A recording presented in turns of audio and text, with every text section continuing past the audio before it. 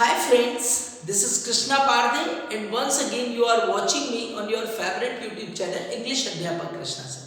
Hi friends, the very first thing आप सभी समझ लीजिए कि आज हम इस वीडियो के माध्यम से कौन सा टॉपिक अंडरस्टैंड करने जा रहे हैं। एक्चुअली ये इंग्लिश लर्निंग का बड़ा कंफ्यूजिंग टॉपिक है और आज का ये जो वीडियो है that is specially I have designed on the demand of my student कि सर एक ऐसा वीडियो बनाइए जिसमें हम इंडेफिनिट प्रोनाउन को समझ सकें और किसका कहाँ पर कैसे यूज होता है that we can understand. So friends, यदि आपको भी इंग्लिश के इस टॉपिक में डाउट है, मतलब टॉपिक नहीं, आपको इन वर्ड्स में यदि डाउट हो, इंग्लिश के इन प्रोनाउंस में डाउट हो, तो आप इस वीडियो को स्टार्टिंग से लेकर एंड तक देखिए। मैं आपको अश्योर कराता हूँ कि आपको एक एक वर्ड की क्लैरिटी इस तरह से हो जाएगी कि आपको लाइफ में कभी डाउट नहीं होगा। सो फ्रेंड्स, फटाफट इस वीडियो को लाइक कर दीजिए, शेयर कर दीजिए और यदि आपने चैनल को सब्सक्राइब नहीं किया हो तो प्लीज सब्सक्राइब कर दीजिए। Hi friends, as you can see on this screen कि ये जो कंप्लीट टॉपिक है इंडेफिनिट प्रोनाउन का, अनिश्चित सर्वनाम का, इसको हमने एक टेबल के माध्यम से रिप्रेजेंट किया है और here I have written the four words some, any, no, every and here I have mentioned one, body, thing and where. ठीक है।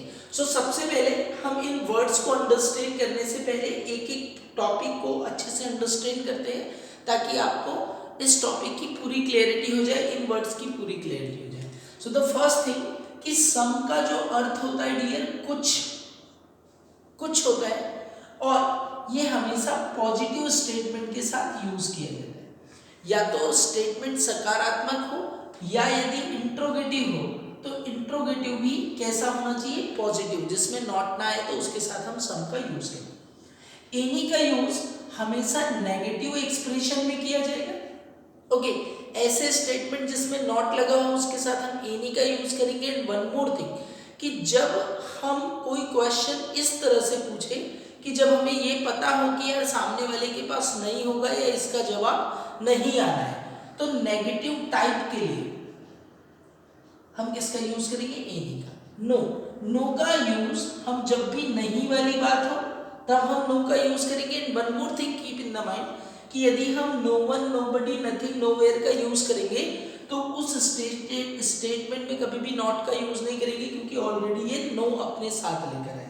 और एवरी, जब हम सभी की बात करते हैं, जब हम यूनिवर्स की बात करते हैं तो we use universe.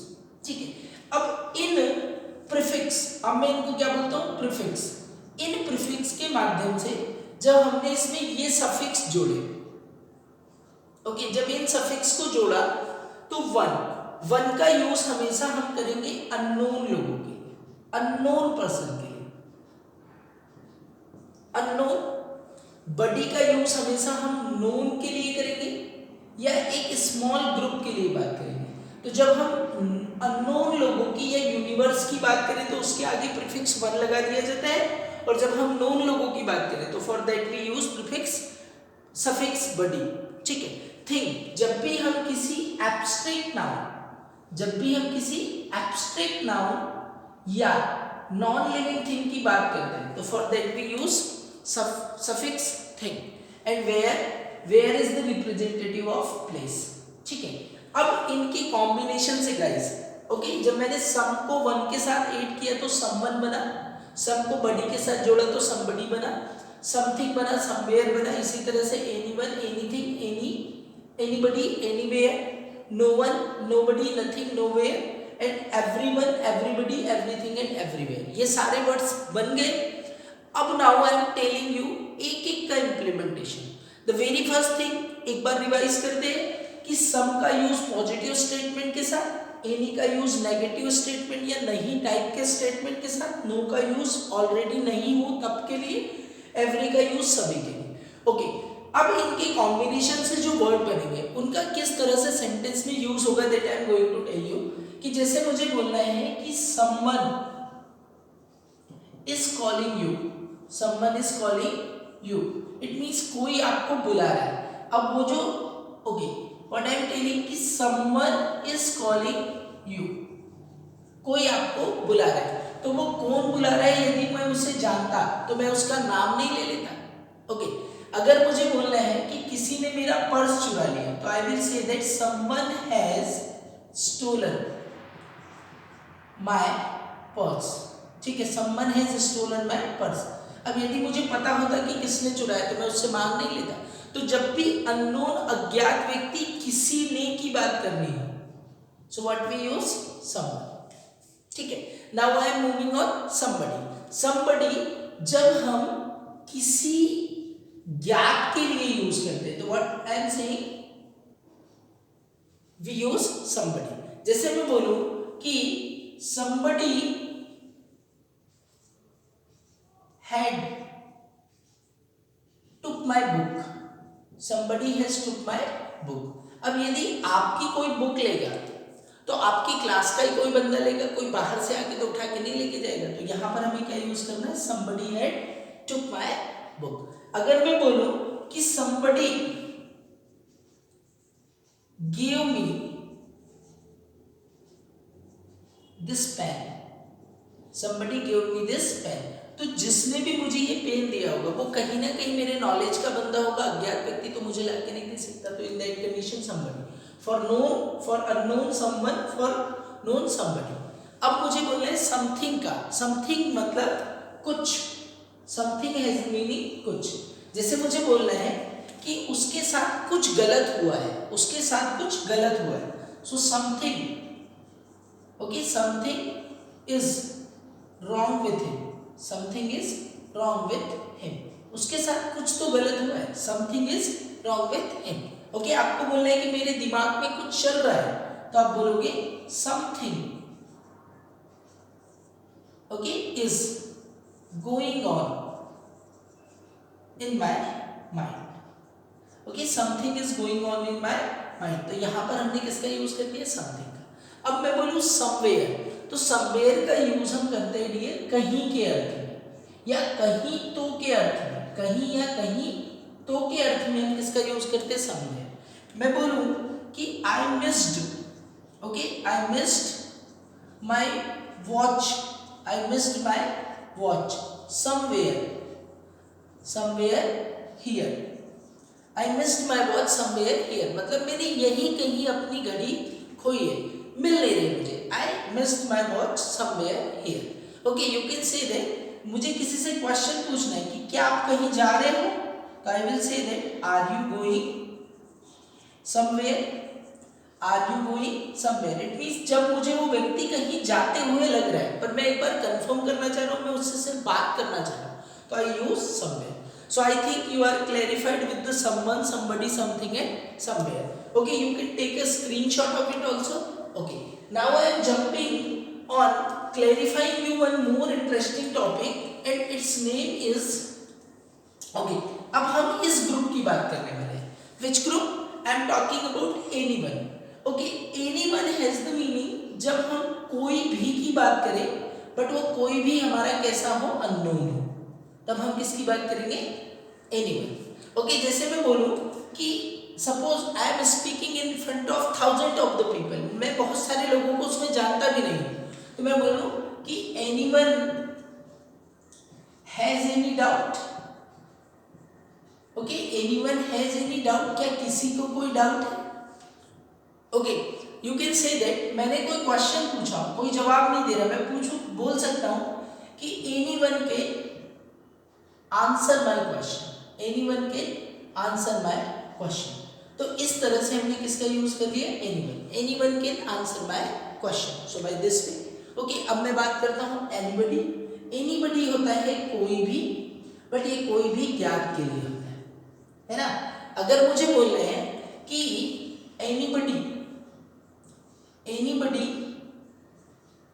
Come to help me, anybody come to help me. Suppose I am in the class, मुझे किसी से मदद मांगनी है, मैं बोल सकता हूँ कि मेरी मदद कोई भी कर सकता है, तो एनीबडी कैन हेल्प मी। इसी तरह से हम ज्ञात लोगों के लिए किसका यूज करते हैं, एनीबडी, कोई भी के लिए।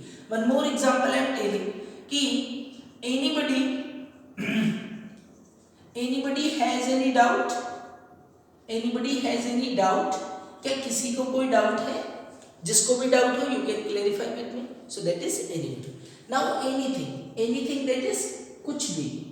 मैंने आपसे पूछा कि आप क्या खाना चाहोगे, आप क्या खाना चाहोगे, what would you like to take, you will answer me sir anything you like. बोले मैं वो चीज खा लूंगा जो आपको पसंद हो, कोई भी चीज जो आपको पसंद है, anything that you like I want to take it. Okay, या मैं बोलूं कि विच चॉकलेट या which thing do you want to buy, आप कौन सी चीज खरीदना चाहते हो, तो बोले anything I will like there, anything I will like there, कि कोई भी चीज जो मुझे वहां पसंद आएगी मैं उसको खरीद लूंगा। तो for that you can use anything. ठीक है, एनीवेयर का अर्थ होता है डियर कहीं भी। ओके ओके, जैसे I will go anywhere on Sunday. Okay, I will go anywhere on Sunday, मतलब मैं रविवार को कहीं भी चला जाऊंगा। आई जस्ट फेड अप, मैं रविवार को कहीं भी चला जाऊंगा। In that condition you can use anywhere.